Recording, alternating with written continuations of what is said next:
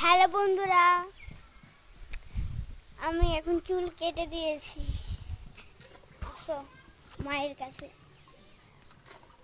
মা এখন মাছ ধুচ্ছে। এই দেখো মাছ। হ্যালো ফ্রেন্ডস, কেমন আছো? আমি কিছুদিন থেকে আসতে পারছি না, লাইভ ভিডিও করতে পারছি না, পড়ে গেছে। রিলস আমি ছাড়তে পারছি না।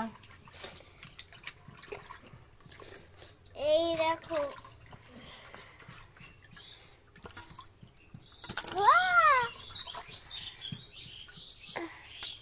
এই দেখো মাছের মাথা। শুভ দুপুর, তোমরা সবাই কেমন আছো? প্লিজ কমেন্ট করে বলো। কোথায় টাটা।